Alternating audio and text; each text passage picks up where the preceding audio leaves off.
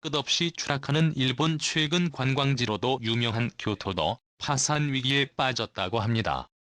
심지어 내년 국가부채는 1천조 원을 바라본다고 하는 상황. 상상 초월의 빚 때문에 일본은 IMF 구제 금융까지 요청해야 할 대위기라고 하는데요. 현재 일본 경제의 처참한 상황과 계속해서 한국에게 밀리는 일본의 실태에 대해 지금부터 자세하게 설명해 드리겠습니다. 마을에 도착한 이는 스산한 기운에 흠씬 놀랐습니다. 입구에서부터 느껴지는 꺼림칙한 기운을 떨치고 마을 깊숙이 들어가자 그는 충격에 빠질 수밖에 없었습니다. 분명히 사람이 살고 있는 마을이라고 들었지만 개미 한 마리도 안 보일 만큼 거리를 돌아다니는 이들이 없었기 때문입니다. 문을 닫고 있는 가게들이 즐비한 거리에서 그는 이 마을이 정상적이지 않다는 것을 알게 되었죠. 일본의 관과 구시이자 화려한 이미지로 유명했던 일본 홋카이도의 유바리시 일본 지방자치단체에 사상 최초로 파산 신청을 하는 곳은 2021년에도 여전히 불이 꺼진 유령도시나 다름없었습니다. 1960년대만 해도 유바리시는 인구 12만 명이 살고 있는 거대 탄광도시였습니다. 하지만 친환경 기조로 에너지 산업이 옮겨가면서 석탄 생산이 중단되었고 그 이후로 유바리시는 세트 있습니다. 일본인들에게 있어 최고급 멜론 선지지로도 유명한 이곳은 생존을 위해 관광도시로 모습을 바꾸며 이미지 변신을 시도했습니다. 대형 놀이공원은 물론이고 영화 세트장까지 지으며 무리한 확장을 시도했죠. 처음에는 대단한 반향이 일어났습니다. 유바리시를 찾아서 멜론을 먹고 시내를 구경하는 것이 인기 관광 상품이었던 시절이 있었죠. 그러나 관광하는 사람들이 점점 줄어들었고 이를 방지하기 위해 볼거리를 늘리는 악순환이 일어났습니다. 탄광 자리에 스키장과 리조트 10억엔이 넘는 영화관 등 시의 규모에 맞지 않는 다양한 유흥시설을 들여왔지만 악순환은 멈추지 않았고 결국에는 빚을 갚지 못한 시는 파산에 이르렀습니다. 2007년 파산을 선언했던 유바리시는 14년이 지난 지금도 빚에 허덕이고 있죠. 유바리시 공무원들은 일제히 봉급을 삭감당해야 했고 시의 긴축 재정을 위해 많은 유흥시설들이 외부 기업에게 팔렸습니다. 그럼에도 불구하고 흑자 재정을 거두지 못했죠. 지금은 흉물이 된 시설도 철거할 비용이 없어 내버려둘 정도로 일본 정부의 보조금 없이는 시설이 돌아가지 않을 정도입니다. 숨만 붙어있는 상황이라 할 수 있죠.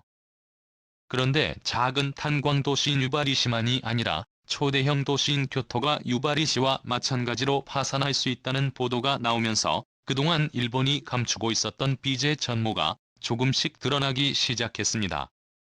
수많은 사람들에게 일본의 대표적인 관광 도시로 꼽히는 교토를 대표하는 관광지인 기요미즈라는 수만 명의 사람이 매년 들릴 정도로 유명한 장소이죠. 인구나 경제 역시도 안정적이라 평가받았던 교토. 그러나 속내를 살펴보니 심각한 재정 적자를 앓고 있었던 것이 드러난 것입니다. 그 도시의 예상 규모는 약 107조 원인데요. 일본의 대도시 가운데 6위에 해당할 정도로 세수가 많은 곳입니다. 그러나 2005년부터 발생한 적자를 메꾸기 위해 교토는 조금씩 빚을 지기 시작했고 현재 2021년에 이르러 감당하기 어려울 정도로 빚이 쌓여 있다는 사실이 드러났습니다. 2025년에 이르러서 교토시의 재정 적자는 총 2조 9천억 원에 이를 것으로 전망했죠. 세수도 많이 고치고 관광객도 많은 이 도시가 적자를 겪은 이유는 방만한 경영과 버블 당시 지어졌던 시설의 적자 누적이 원인이었습니다. 화려했던 버블 중지 시절 교토는 하루 승객이 18만 명에 이를 것으로 내다보고 도시 규모와 어울리지 않는 지하철을 건설하기에 이른다. 하지만 예측과 다르게 18만 명이 찾는 일은 없었고 지하철 적자는 매년 수백억 원씩 쌓이기 시작했습니다. 더군다나 고령화 사회로 접어든 일본은 고령자에게 경로순 전권 혜택을 주었는데요. 특정 나이를 넘은 노인은 무료로 교통시설을 이용할 수 있는 권리입니다. 교토 시내의 고령자 숫자가 증가하면서 무료로 지하철을 이용하는 인구도 드러났죠. 이외에도 무료 보육 시스템을 비롯한 버블 경제 시절에 지은 구조물들이 막대한 빚으로 돌아오게 되면서 교토는 스스로 위기를 자초했습니다. 2020년부터 시작된 코로나 역시 심각한 위기를 초래했습니다. 그동안 부족한 세수를 관광 허브로 메꾸었던 교토의 민낯이 드러나게 된 것이죠. 교토시는 파산을 막기 위해 공무원들의 월급을 깎고 시설 유료와 전환 고령자들 나이 연령을 높여 세수 확보에 나섰습니다. 그러나 갑자기 사라진 혜택에 반발하는 이들이 늘어나 저항을 받게 되었고 교토는 순식간에 혼란에 빠졌다고 합니다. 야마현 타나베 시도 다리 못쓸 돈이 없어 통행을 차단하는 등 일본 전역에서 비슷한 현상이 속출하고 있습니다.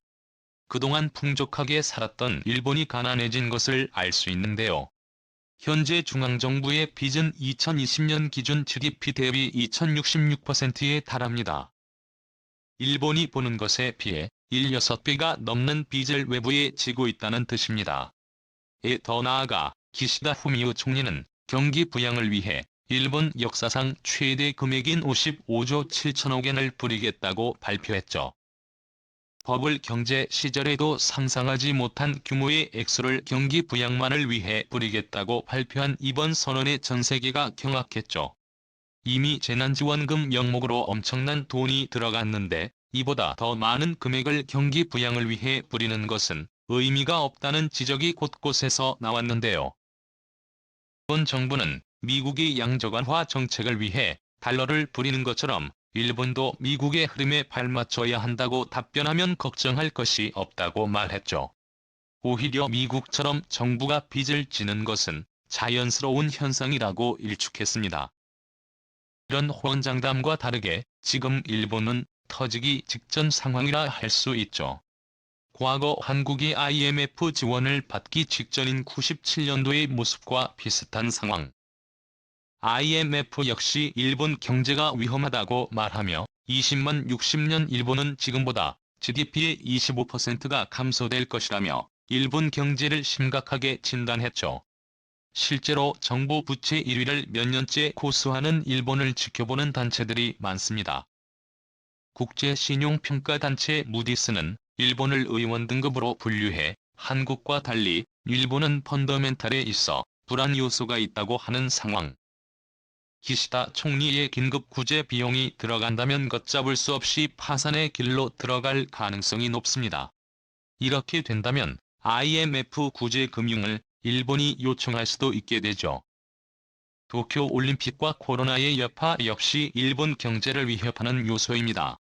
일본 경제의 주춧돌이라 평가받는 자동차 업계가 감산을 발표하면서 실제 국내 총생산이 0.23조에서 0.56조엔이 줄어들 예정인데요. 토요타의 경우 부품 부족을 선언하며 14개 공장 가동을 일시 중지 생산 대수 역시 당초 계획보다 716만 대로 줄이며 생산 계획도 수정에 들어갔습니다. 혼다 역시 감산 규모를 늘리며 자동차 업계 전반으로 불황이 번지고 있습니다. 일본의 자랑이었다가 현재 일본의 수치로 변한 도시바 역시 사업을 세계로 분할하겠다고 밝혀 일본 사회 전체에 충격을 주었습니다. 는 세계를 호령했던 도시바의 몰락을 일본 경제의 수축을 의미하는데요. 도시바는 미국 웨스팅하우스를 3배나 비싸게 주고 샀지만 웨스팅하우스가 대규모 적자 및 파산을 선언하면서 그 손해를 떠안아야 했습니다. 결국 손해를 막기 위해 핵심 분야인 랜드 플래시 메모리를 외국에 팔면서 화산을 겨우 피할 수 있었습니다. 도시바를 이끄는 경영진의 무능도 한몫했지만 신사업을 꾸릴 만한 아이디어도 없었고 이를 뒷받침할 체계도 없었던 것이 결정적이었습니다. 도시바라는 큰 규모로 이끌 만한 사령탑이 없었던 것도 문제였습니다. 이런 와중에 일본은 성장한 한국을 견제한다고 반도체 분야의 치명적인 소재 부품 장비 분야 규제에 나선다고 말하며 한국을 압박하려고 했으나 결과적으로 한국은 아무런 타격을 입지 않았죠. 오히려 소부장 분야에서 일본에게 독립하면서 더 향상된 제품을 만들었습니다. 전 같았으면 일본에게 뒤였을 한국이 오히려 일본을 압박하며 규제해도 아무렇지 않는 모습에 일본 언론들마저도 한국을 다시 봐야 한다며 한국의 달라진 위상을 극찬하는 모습을 보였습니다. 실제 임금도 한국에게 추월당해 버블 경제 이후 계속 침체된 30년간 일본은 아무런 발전이 없이 제자리 상태였다는 것을 일본 국민들도 체감하고 있죠. 90년대의 향수에 젖어 아직도 자신들이 선진국이라 착각하는 일본이 과연 IMF 지원을 받으며 빚을 갚아야 할 때가 다가온다면 여전히 자신만만한 모습을 보일 수 있는지 기대가 됩니다. 시청해주셔서 감사합니다.